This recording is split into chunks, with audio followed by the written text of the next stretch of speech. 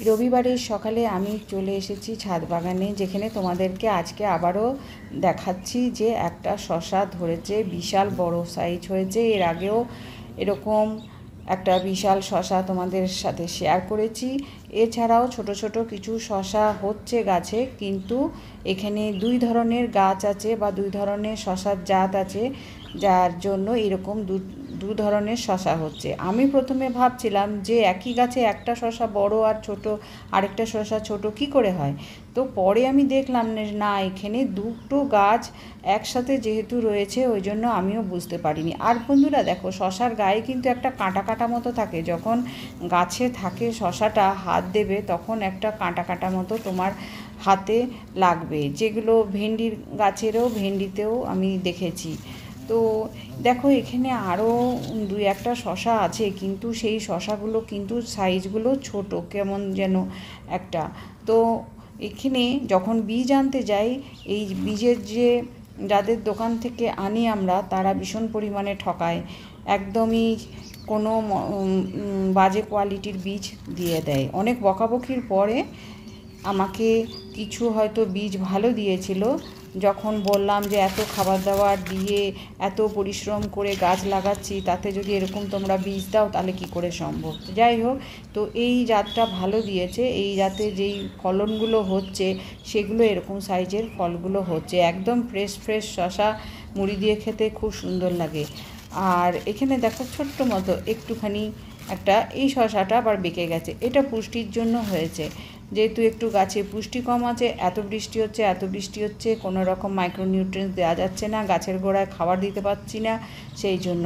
আর শশার ফুলে একটা সুন্দর একটা গন্ধ আছে, যেটা বিকেলবেলায় খুব শশার ফুলগুলোর কাছে গেলে খুব সুন্দরভাবে পাওয়া যায়। তো এইগুলো তো দেখালাম বন্ধুরা, শশা তো এর আগেও দেখিয়েছি।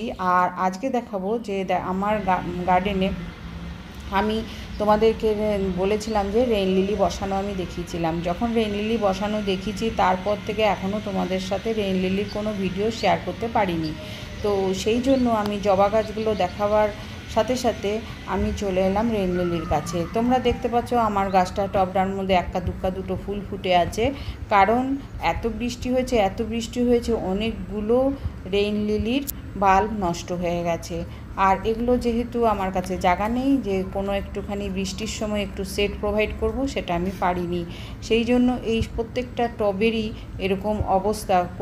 কোনো টবে দুই একটা রেইন লিলির বাল্ব আছে, আর কোনোগুলোতে একদমই নষ্ট হয়ে গেছে। তো এখন একটুখানি রোদ, এই একদিন দুদিন একটু রোদ আছে, দেখা যাক, হয়তো এরকম একটা দুটো ফুল হতে যেহেতু আমি জাস্ট বসিয়েছিলাম, তার শিকড়ও কম ছিল, সেই জন্য রেইন লিলিগুলোর এরকম পরিণতি হয়েছে। যদি এগুলো আরও আগে বসানো যেত, এপ্রিল মাসে যদি বসিয়ে দিতাম, তাহলে অনেকগুলো শিকড় হয়ে যেত, তাহলে এই পরিস্থিতিটা হতো না। এবার চলে এলাম ফ্রেন্ডস, এই যে এখান থেকে নীলকণ্ঠ ফুল, দুটো কালার আছে এই নীলকণ্ঠ ফুলের। আমি প্রতিদিন সকালে এই গাছগুলো থেকে ফুলগুলো তুলে নিই, যাতে বীজ তৈরি হতে না পারে। আর তার সঙ্গে যদি ভুলক্রমে কোনো একটা ফুল যদি থেকে যায়, পুরনো বাসি ফুল, সেখান থেকে বীজ হয়। বীজ যখন গাছে প্রডিউস হওয়া শুরু করবে, তখন কিন্তু ফুল আস্তে আস্তে কমে যাবে। তো সেই জন্য ফ্রেন্ডস, আমি সবসময় চেষ্টা করি যে এই নীলকণ্ঠ ফুল গাছটাকে যেহেতু আমি একটু বুশি করব, আর বীজ ফুল আসতে দেবো প্রচুর পরিমাণে, যাতে ফুল ধরে সেটারই চেষ্টা করি। সেই কারণে সকালের দিকে আমি কিছু ফুল নিয়ে গেছি, এখন আবার এসে দেখছি যে দুই একটা ফুল রয়ে গেছে গাছে, সেই ফুলগুলোকে আমি তুলে নিলাম, আর দুই একটা বীজও পেলাম, সেগুলো তুলে নিলাম। আর প্রতিদিনকার কাজে এগুলো আমি করি। এরপরে ফ্রেন্ডস দেখো, আমার গাছে বরবটির চারাগুলো অনেকটা বড় হয়ে গেছে। যেগুলো পরে লাগিয়েছি, সবে সদ্য বেরিয়েছে। এগুলো কিছুদিন আগে বসিয়েছিলাম, জাস্ট এক একটা এতে 6টা করে বসিয়েছি, তার মধ্যে 4-5টা করে এখনও পর্যন্ত গাছ দেওয়া যাচ্ছে। এগুলো বড় হয়ে গেছে, সব থেকে বেশি মনে হচ্ছে ফল এগুলোতেই আগে আসবে। আর দেখো বরবটি গাছগুলো, অনেকগুলো টবে বরবটি লাগিয়েছি। বরবটি খুব ইজিলি তোমরা করতে পারবে, বরবটির জন্য পরিশ্রম লাগে না, খুব তাড়াতাড়ি ফলন হয়, আবার খুব তাড়াতাড়ি চলে যায়। তো এই ঝুড়িগুলো আমার ফাঁকা হয়েছিল, এই ঝুড়িগুলোতে আমি সবগুলোতে বরবটি বসিয়ে দিয়েছি। বরবটি যখন হবে তখন তোমাদেরকে আবার এই বরবটির ভিডিও শেয়ার করব। আর এই সময় যেহেতু ফুল কম হচ্ছে, তাই ফুল তোমাদেরকে বর্ষাকালে ফুল দেখাতে আমি পারছি না।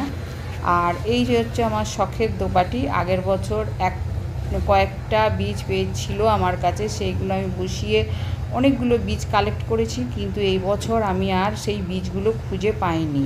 তো আমি ভাবলাম আমার সুন্দর দোপাটিগুলো গেল। তো যাই হোক, মাটির সঙ্গে কোথাও বীজ ছিল, সে নিজে থেকেই গাছটা উঠেছে।